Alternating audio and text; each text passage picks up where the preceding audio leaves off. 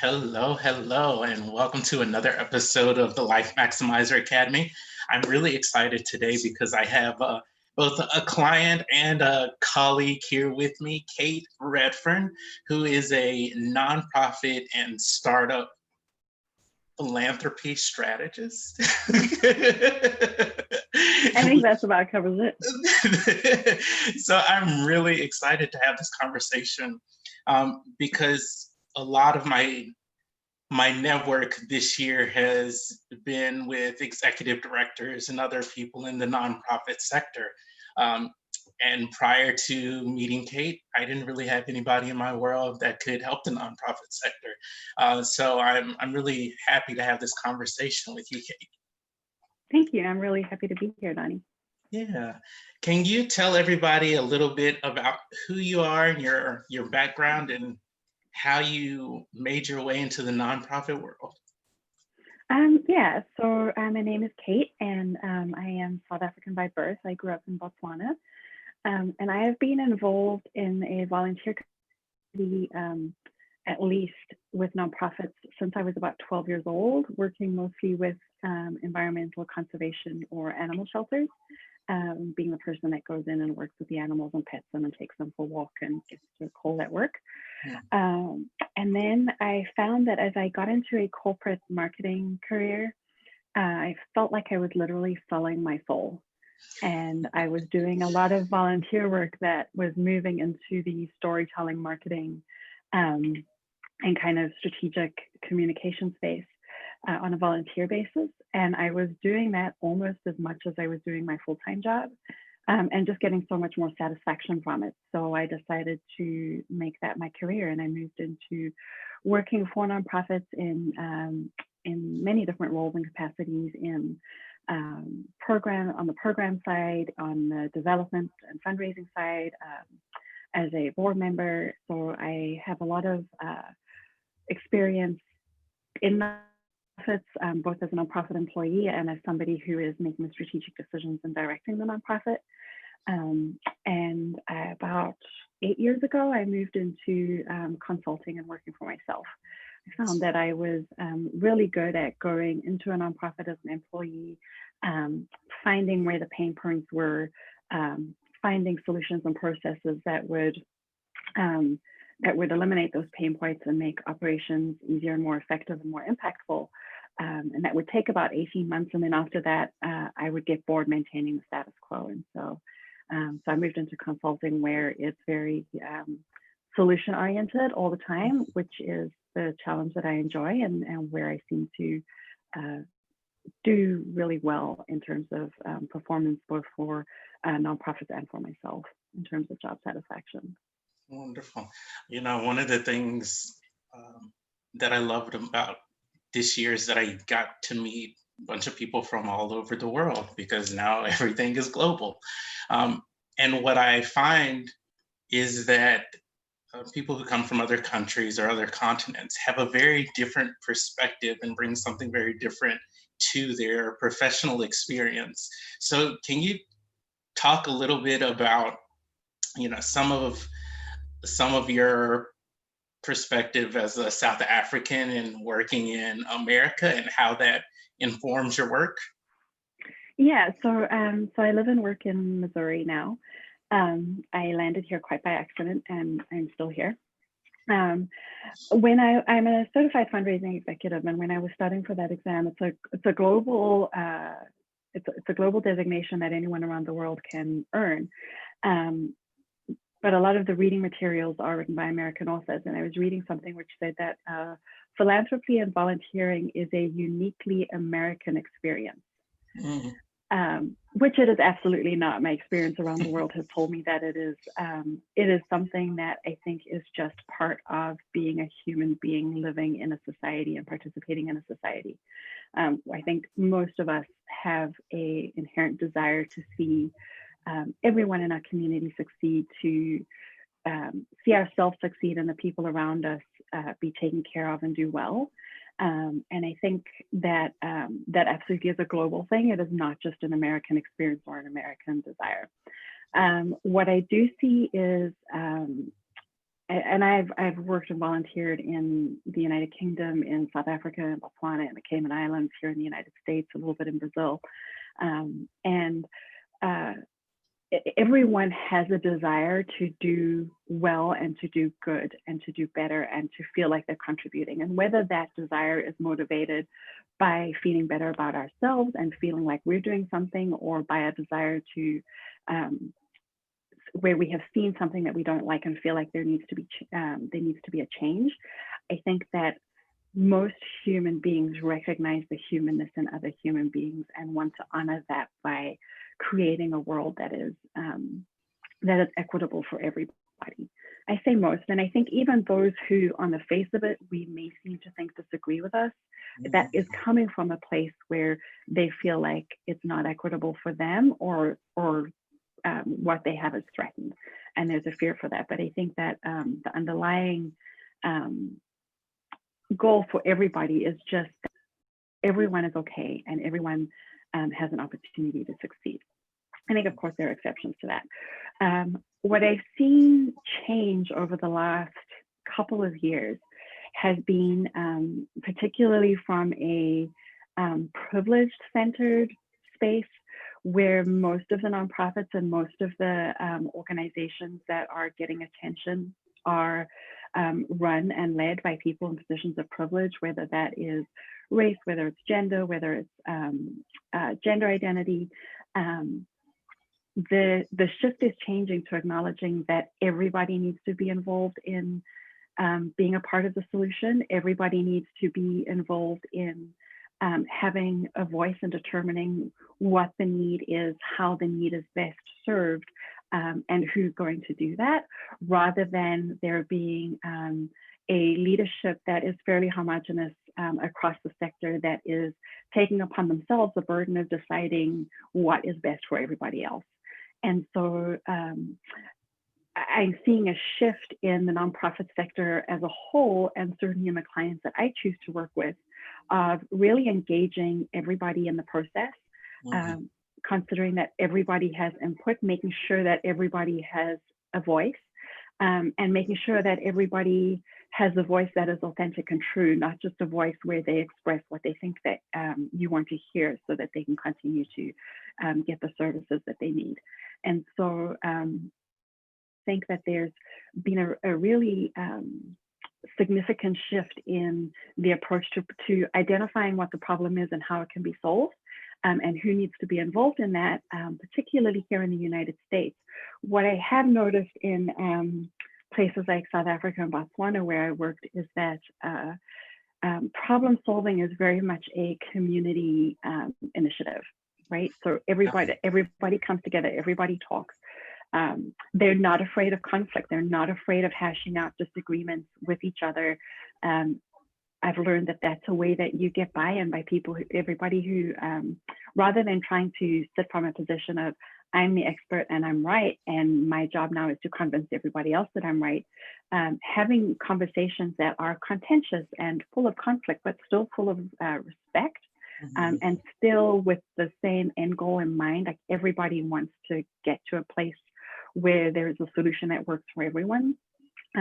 But everybody is involved in that process. The people who are the clients of the organization, the donors, the community partners that refer, the families of people who are affected by the need, the program staff, the administrative staff of the nonprofit who are involved. Everybody gets involved in figuring out what the solution is, and they don't shy away from disagreeing with each other, which is something that I've seen a lot, where everybody would sit around a table, would all nod in agreement and say yes, and then go and do their own thing anyway, because they hadn't really do the solutions that were presented. So I'm seeing a lot more collaboration and really true respect and working together to find a solution than I think I've seen before.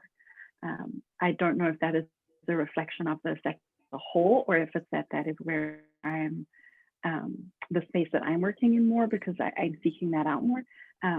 But I think that there is a greater awareness outside of ourselves who perceive ourselves as being the experts, to understand that maybe the benefit of what we bring isn't telling people what to do or how to do things, but experience and best practice that can inform decisions that are made by the people who need to be making the decisions. Because I think the role as nonprofit leaders, whether we're consultants or executive directors or boards of directors, our role really is to facilitate the best experience that we can for the clients that we serve, rather than make all the decisions for them.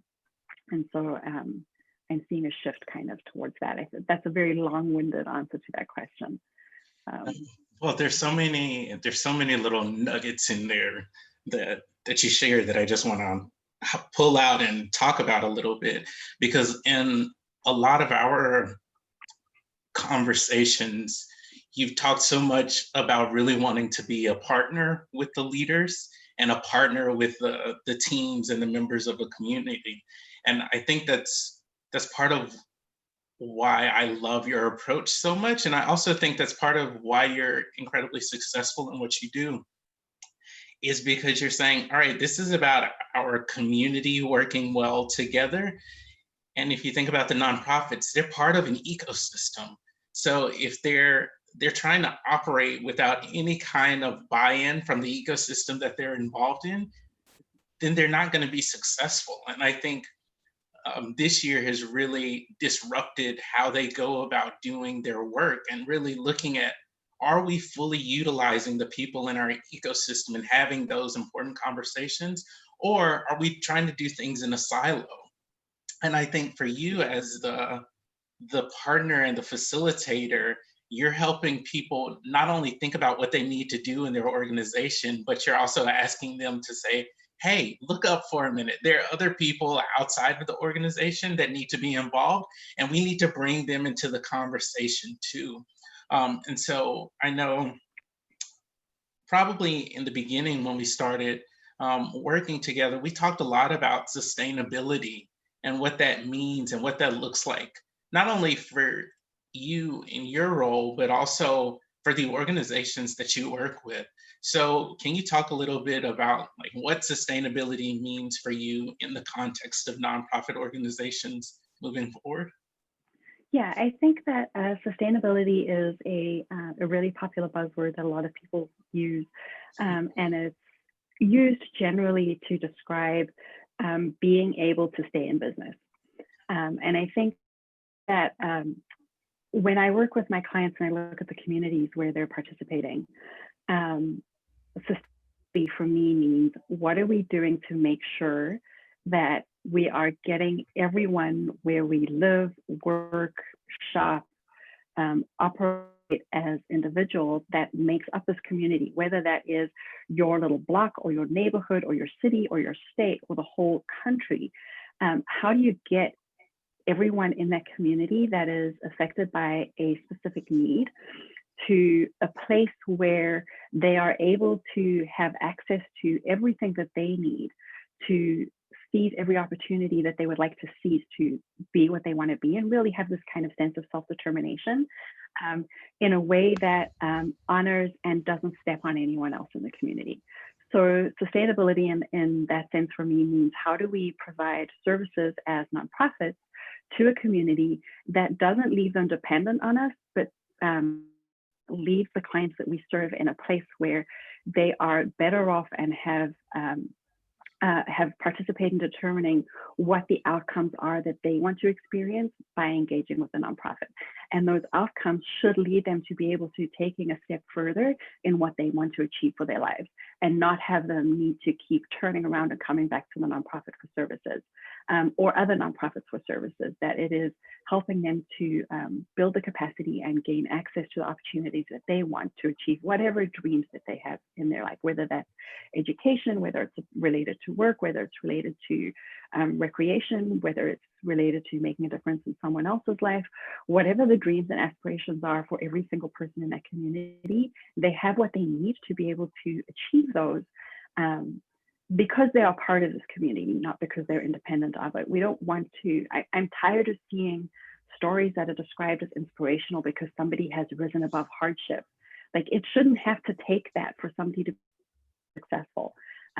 We should be in an environment which nurtures the ability for everybody to have access to that. And so sustainable for me means that we as nonprofits individually and working together with other nonprofits in our community and working with the corporations in our community and the civic leaders in our community. We're all working together to create an environment where people continue to grow and succeed and have access to what they need to be whatever they would like to be, regardless of where they live or who they are or how they identify. And so sustainable for me literally means creating that environment. It's not about the nonprofit having the money that it needs to provide the service that it needs. And an example of that could be something like a pantry. So a food pantry wants to provide food to people who are hungry. We've seen an incredible need for that explode this year. People who have never ever anticipated needing to get into a line have had to put aside pride and go and take food. And so if we think about that in a sustainable context, I think that asking a food pantry to be anything other than a food pantry and say, what are you doing to resolve hunger on a community level, aside from filling the immediate need, alone without any other kind of intervention is a stretch, and it's not on that nonprofit to do that. But I do think that ways that nonprofits can maintain sustainability in that way is providing food that is nutritious and healthy and the kind of food that people are looking for. Mm-hmm. So don't get like so don't make it about the cheapest canned meat that you can find or the cheapest processed carbs that you can find to give out to people. But also don't make it about just being really good healthy food and not offering an opportunity for them to take a s'mores pack home to be able to make s'mores, right? And getting away from this concept of, well, you're lucky you're getting anything, so you're just going to get what we have to give. I think that there are ways to strategically and sustainably source the kinds of food that are good for people and that they want, and give them to an environment where their dignity and their need is not shamed. And so I think that's one aspect of sustainability within a nonprofit that is something that we can work towards achieving, and kind of moving away from the saviorism of we are going to provide you with food, and so here is your predetermined food pack. You may not like the stuff that's in it, but this is the best that we have. You'll learn to like it. Really giving them the experience. And there are food pantries that are doing well with that. They set themselves up like a supermarket, and people can go through and shop, and they just don't go through the checkout at the end, but they can take what is useful to them, what they like, and what they would do if they were to go shopping anyway. And so I think that that sustainability for the nonprofit in itself is to make sure that they're meeting the need for the client in the way that the client wants that need met, and it's producing an outcome that is meaningful for that client and that is one that they want for themselves. It's not something that they've had to settle for because they can't find something different. It is absolutely meeting that need where the client wants to have the experience of that outcome. And then when all of your nonprofits are working together in that way and referring to each other, not competing for resources and rather complementing what each other does, and collaborating and really leveraging the potential of the resources that they can get from their corporate and individual donors within their community, and from their civic leaders, then I think that you create a community where self-determination and the ability to succeed and equity is sustained and continually lifted up for that community. Oh, I could just listen to you. Did that answer the question? It does, and I can listen to you talk about it for a really long time because little words popped out that I think resonates a lot with the people who are attracted to the Life Maximizer community. And one of those words is thoughtfulness, like us putting more thoughtfulness into how we go about supporting nonprofits and how we go about supporting the people who get supported by the nonprofits, but also dignity and respect. It's like, how do we bring humanity back to giving? That's not about us looking good. It's not about, saving the organization or saving the people. It's really about helping the people in need. And that's such a beautiful visual. And the other piece that came to mind as you were talking is the word leverage of when more nonprofits begin working towards one another or working with one another, there's more leverage, which means there's more opportunity for impact within these communities. And so I think it's really important that you're talking, you're helping nonprofit leaders think about how they can continue partnering with other nonprofits to maximize their impact and really support the people that they want to support in a bigger way. One of the things that's really interesting about your work is that you've done work with the nonprofits, but you're also doing work with startup leaders who are in the process of building out their philanthropy, the philanthropy portion of their business. So there's this beautiful spectrum and line that you walk between being able to talk in in both worlds. And I think that's such a valuable asset, particularly to the startup leaders. So can you tell me or tell us a little bit about what that work looks like with the leaders and the startups? Yeah.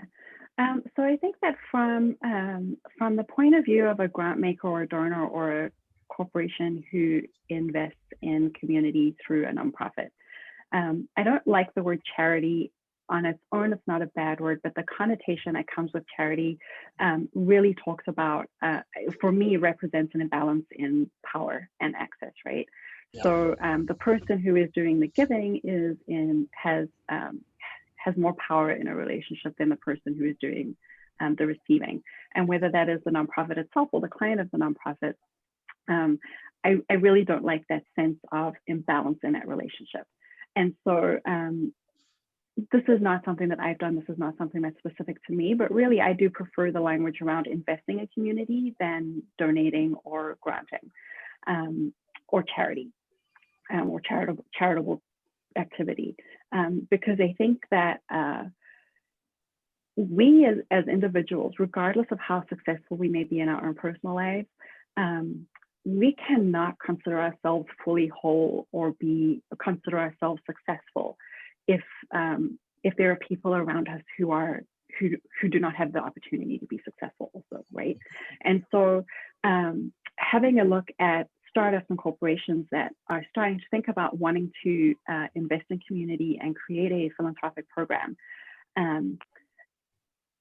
it's bringing them to the table with the nonprofits and other people in the community to really develop a partnership where everybody benefits, right? And I'm not talking about the benefit for the corporation being like the warm and fuzzy goodwill that they get because their customers and clients like what they're doing, but really they benefit in so many other ways. They benefit by participating in that community, not just pulling employees from that community or customers, but actually participating in that community in a way that is positive and where the relationship is reciprocal. It's a two-way relationship. It's not just buy our products and services or come and work for our company, but really considering who they work for, who their customers are, how they fit into that community, and how they can all come together to participate in creating a more sustainable community in the sense that I spoke before.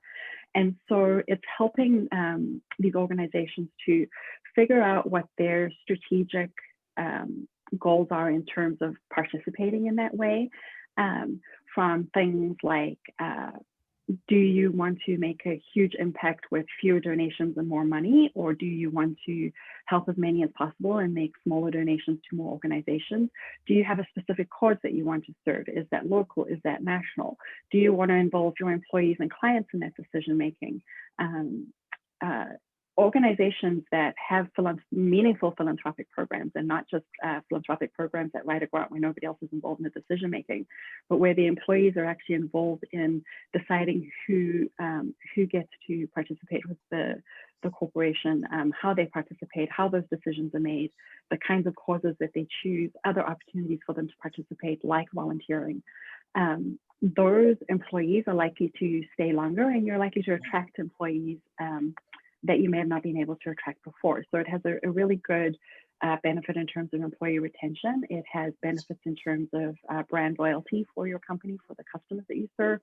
And it has a really positive impact on your community to be able to drive past your office, recognize your logo or your company and who they are, and know that you're not just somebody taking up space, taking tax benefit from building a big office or bringing a bunch of people into work, but really participating back in the community in a way that really is meaningful and not just about a tax deduction. And so when I find a lot of entrepreneurs they're successful because they're tenacious and because they are problem solvers, right? And so I think that rather than being kind of your bigger bureaucratic corporation that's been around for a long time, the startups are run by people who have what it takes to help solve community challenges. And so bringing them to the table in that way with their problem solving ability, their ability to want to participate and collaborate, and their ability to invest financially is something that is really integral to creating stronger communities. And it's why I particularly like working with those groups of people. They're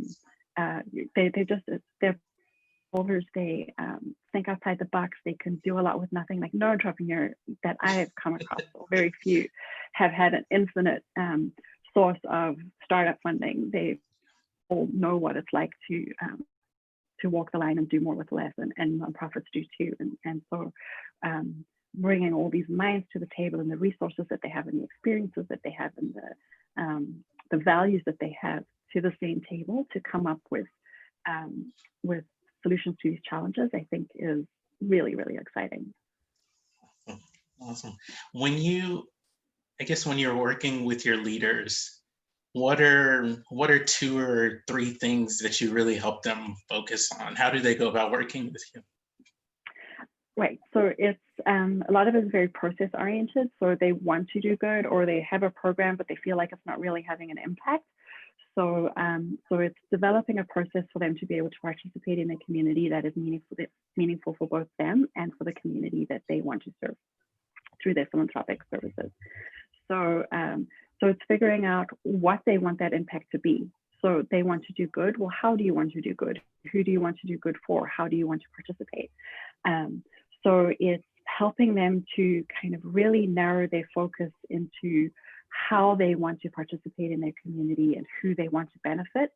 And then finding the match for them to be able to do that, whether it's with one organization or it's with several organizations, and then building the structure for that to happen. So building the internal structures with the employees, the internal processes with things like nominating which causes to support, deciding how those decisions are going to be made, whether it's going to be a voting process, whether it's going to be a evaluation of need of the community process, whether they're going to involve other people in the community in that decision-making process, or if it's going to stay within the organization.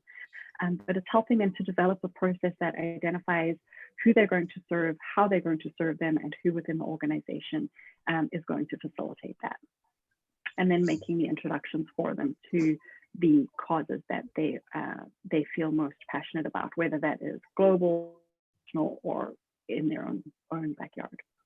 Yeah, well, I can imagine on the nonprofit or the for-profit side, if there are all these fires that the leaders are having to put out, to have someone come in and help them focus and say, look, you can do all the things, but you aren't going to be successful in trying to accomplish all the things. So how do we whittle this down and focus you, but also help you put it together a roadmap for yourself so that it can be sustainable, and so you can continue to do it even if I'm not here. Right, and giving them a program which is easy to maintain and to implement and to change even if they need to. So building that structure, because you don't want this to be every time they decide that they have investment to make. Is that going to be quarterly? Is it annually? Is it every month? But every time that that interval comes along, them having to reinvent the wheel or go through the process again. The hardest question for most of them to answer is what matters to you? Like what kind of impact do you want to have? So they know that they want to participate. They know that they want to do good. They may have a multitude of reasons that are anything from tax benefit to I feel like I should be doing something to, it's good for business, or my employees want me to do, or this is really meaningful to me. But the hardest question for them to answer as an organization, not just as leaders, but as an organization, whether it's like 4 employees or 50, is what matters to you as an organization? What are your values as an organization? And how do we find something that is in alignment with that? And so a lot of the initial work centers around determining what their corporate values are and how they want that to translate into action in the community, and action within their own organization in their interactions with each other too. Once they've got that figured out, the rest of it falls into place really quickly, because depending on how big you want to go and what kind of scale you want to participate in, and the kinds of organizations that you want to work with, there are so many different things that you could be doing and ways that you could be participating, that is fundamentally the most important thing that needs to be determined. And then from there, we can build out a program that is impactful for you, that is impactful for your community, and takes you maybe 4 hours a week to be able to administer and make a difference. So, we want them to be able to do the work that they do without this becoming another full-time job for them. Yeah. Well, I can see how having that clarity just anchors everything. It's like, okay, here's the impact that we want to make, or here's the where we want to give back. Now everything is about that. And if it doesn't align with that, then it makes it a lot easier to say, hey, we need to put that in the parking lot, or we need to send that, we need to, I guess, consider doing that at a later time and date. As you've been consulting and been on your own entrepreneurial journey, I have a lot of entrepreneurs either listen in or business organizational entrepreneurs who are very entrepreneurial minded.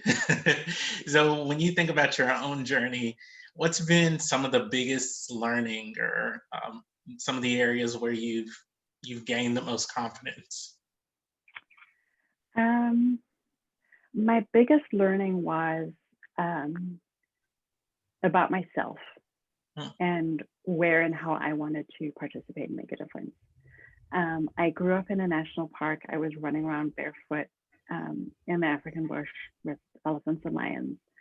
And I have a very, very strong affinity and passion for conservation and environmental efforts. And I always thought that that would be where my focus would be. And I think as I've done more of this work and as I've got older, I've realized that nothing else matters until people have what they need. Like, people come first, people matter.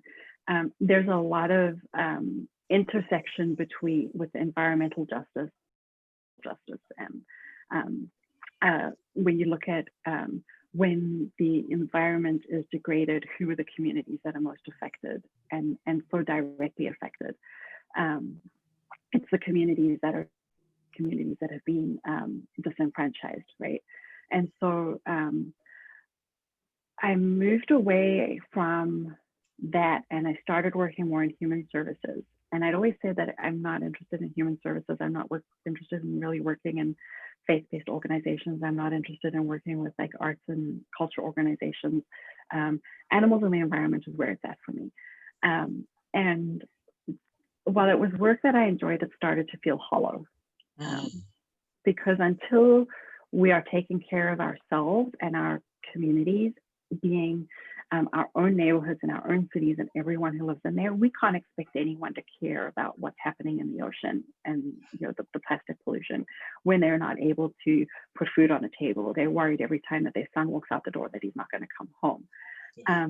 Those are not things that are important anymore. So globally, they're important, and universally, they're important. But in terms of the immediate need that we have in this global society right now, it's about people, and how do we get everybody to the place where they feel safe, they feel valued, they feel respected, there is dignity in interaction, and they have access to opportunity and the ability, what I was saying before, the ability to fulfill whatever aspirations that they have for themselves without it being hard, or without it being an inspirational story, because so much more struggle is faced than it is for somebody like me. So as a middle-aged white cisgendered woman who has had access to pretty much everything that I need to create the world that I want for myself, I acknowledge now that I think what brings me the most satisfaction, where I think I can be most useful and where I feel most compelled to work, is in creating that same experience for everybody. And so the learning really has been more about myself and what has become important to me in this journey of working with nonprofits and with startups and entrepreneurs. And there has been a reticence and a resistance to talking openly about that. But I'd say in the last 2 to 3 years, white people particularly have become more comfortable talking about it among ourselves, and working towards creating that community without doing it in a way that is, or trying to not do it in a way that is prescriptive or dictatorial, or that doesn't respect the imbalance in power. So recognizing that I'm a person in this relationship that holds the position and holds the power, what am I doing to leverage that for the benefit of everybody so that everybody can get to the same point, rather than how am I using it to make sure that people are having what I think that they need. So that has been the greatest transformation for me. And I'd say that's happened over about the last 10 years. So, and I've been working for almost 30, so. It's so beautiful that's not only part of the learning, but also part of how you go about approaching your work. One of my dear friends, she always talks about the shared future or bust, and it really is that. Like we love that. we have to figure out, how do we work best together, and sometimes that means having uncomfortable conversations or being stretched out of our comfort zones. But that's where the learning happens. That's where the deeper connection happens. That's where the connection, human to human connection, happens. And it's all we got. Yeah, it is. Yeah, it is all we got, but also like it's everything we have. Like how much comes with that? Like how much potential us being all we've got has.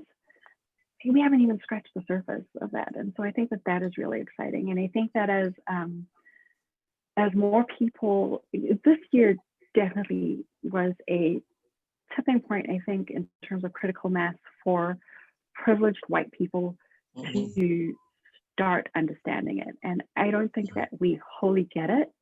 I don't know if we'll ever wholly get it, but I think that we're really starting to understand our role in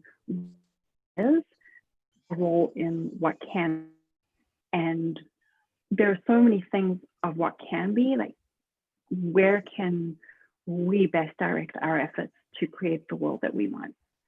And when I say we, like the shared we, what is the world that all of us want, and what can those of us who have benefited the most and held on to the power for the longest, what can we do to create in that shared vision? And the potential of that is exciting. Which leads me to the next question. As you think about the transformation of the nonprofit sector, the transformation of philanthropy inside of startups or large organizations, what's your wish for these organizations and their communities? To see each other, to really, really see each other. I think that as nonprofit leaders and people working with nonprofit leaders, we need to we take on the burden of believing that because we are in this position of power, that we are the ones that have to come up with all of the answers.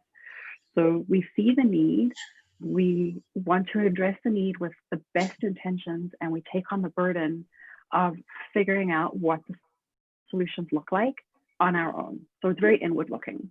And I think that the way forward is to really look outward, and yeah, I'm really, really big on stakeholder engagement, and making sure that that everyone is involved in finding the solutions to the challenges. Because if I look at it from my point of view, I may have been somebody who experienced the challenge that nonprofit clients are experiencing right now, or I may not be. You know, I am not diabetic. I can never understand what it means to be diabetic and what is held with that experience. But I've worked with organizations that serve diabetics. I have worked with organizations that work with alcoholism that has personally touched my life. And so I know what it feels like to be a family member who's trying to navigate this and deal with this. But even if as a leader, you have some personal experience in whatever this community challenge is that you're looking at solving, you can't do it alone. And to believe that you are the only one who has the experience and the insight and the mindset to find the solutions is incorrect. You know, I think that's a false sense of expertise and a false sense of leadership.